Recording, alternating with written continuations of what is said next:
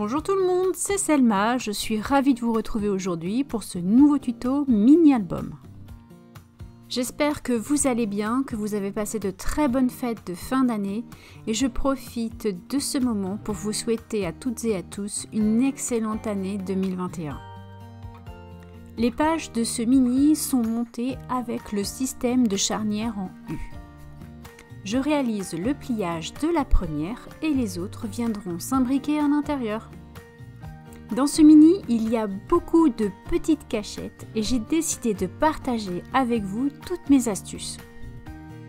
Je vous montre le montage de la page que j'ai nommée Cascade.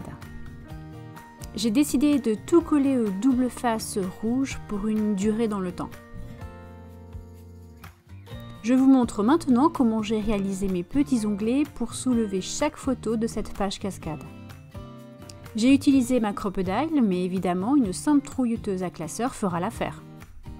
Voici ma page cascade terminée et on voit bien là tous les petits onglets. Comme d'habitude, j'ai préparé tous mes petits éléments et je vous montre ma mise en page. Tous les éléments de cette page, vous les retrouverez dans le kit. Les étiquettes, le tamponnage, ainsi que les petits feuillages que j'ai découpés au dos d'un papier et colorisés. Pour coloriser, j'ai choisi d'utiliser les feutres à alcool, mais bien sûr, vous pouvez utiliser des feutres normaux, du crayon de couleur ou même aquarellisé. Sur cette page, il y a ce que j'appelle un petit volet et comme tout à l'heure, je colorise mon petit bonnet. J'utilise le feutre à alcool d'une manière très basique, c'est-à-dire que je viens passer par-dessus mon premier coloriage tant qu'il est encore dans l'humidité pour pouvoir réaliser un léger dégradé. C'est vraiment très simple et plutôt ludique. Je vous montre la petite mise en page avant le collage.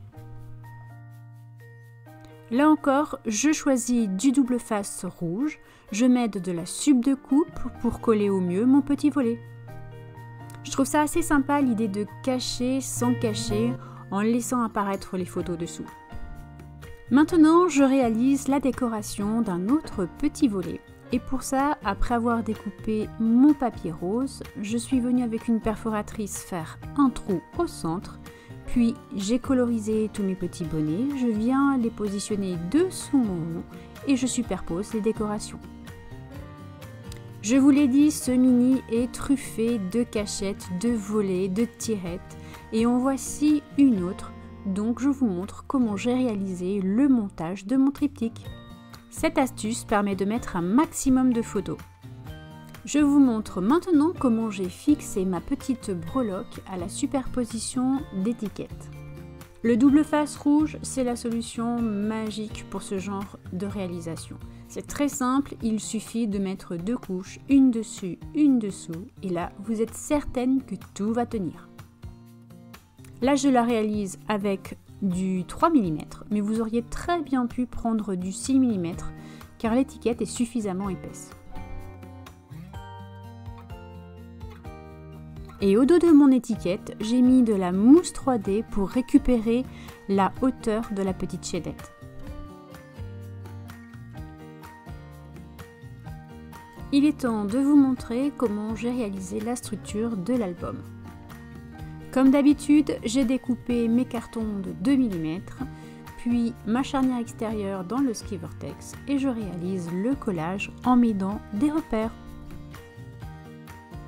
Je positionne toujours mon réglé afin de m'assurer d'être bien droite et je termine le collage.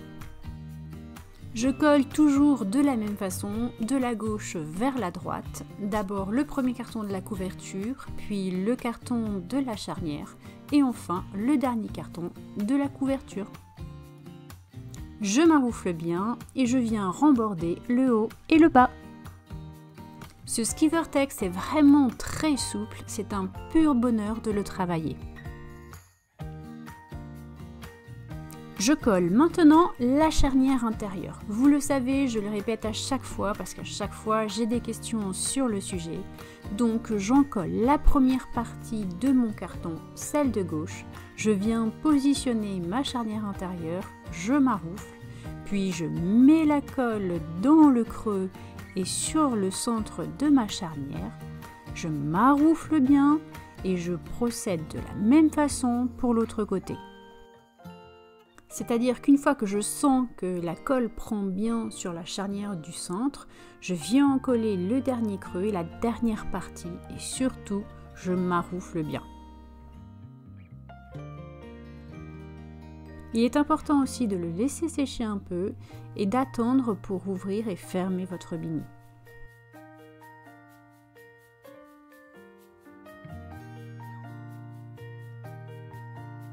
Il est temps maintenant de réaliser l'habillage extérieur de ce mini. Comme d'habitude, j'encolle la totalité de mon carton. Puis je positionne mon papier, je maroufle bien, je laisse sécher et je reviens découper après.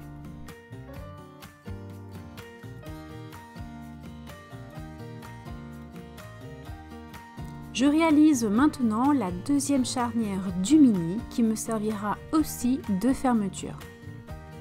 J'ai découpé puis tracé tous mes repères et je réalise le collage. Comme d'habitude, je m'aide avec le réglé. Je maroufle bien, je plie mes angles avant de les découper au ciseau, puis je remborde. Le plus important dans cette étape, c'est qu'il n'y ait pas de petits becs au coin de votre carton. Comme d'habitude, je remborde les côtés opposés.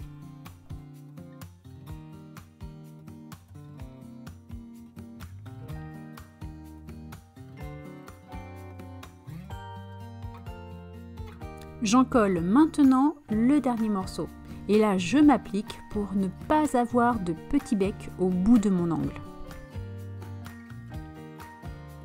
Pour réaliser l'habillage intérieur, j'utilise mon morceau de carton pour me faire un patron, puis je retire 2 mm. Je peux maintenant encoller mon carton et positionner le ski vortex. Comme tout à l'heure, je procède par étapes, le premier morceau, le creux de la charnière, puis le reste.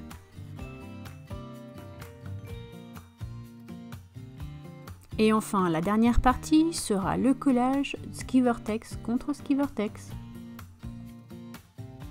Une fois cette étape terminée, je vous conseille de bien laisser sécher et pourquoi pas le mettre sous presse. En attendant que tout ça sèche, je réalise la fente nécessaire pour venir glisser mon morceau de charnière sans créer une surépaisseur. Rien de plus simple, pour cela j'utilise le cutter. J'entame le carton sur une épaisseur de 1 mm et je viens évider patiemment. Alors si comme moi vous aimez vraiment que les choses soient bien faites et dans le détail, vous pouvez utiliser une lime à ongles en carton pour terminer le travail. Je peux maintenant encoller la partie évidée pour positionner la petite charnière. À cette étape, je n'hésite pas sur la colle. Il faut absolument que le carton en absorbe une partie avant que je positionne la petite charnière. Il me reste à bien maroufler et surtout à laisser sécher.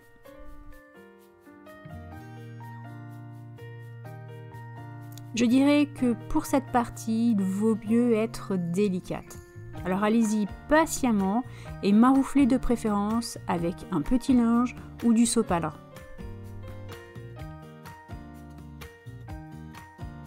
Maintenant que tout est bien sec, je peux finir l'habillage extérieur et comme d'habitude, j'encolle la totalité de mon carton et le centimètre de ma charnière qui est maintenant bien fixé à mon carton. Je positionne mon papier et je maroufle. Évidemment, comme je suis entre deux charnières, je découpe au millimètre près mon papier. C'est-à-dire que je viens remesurer mon carton pour être certaine des mesures. Je maroufle bien et le tour est joué.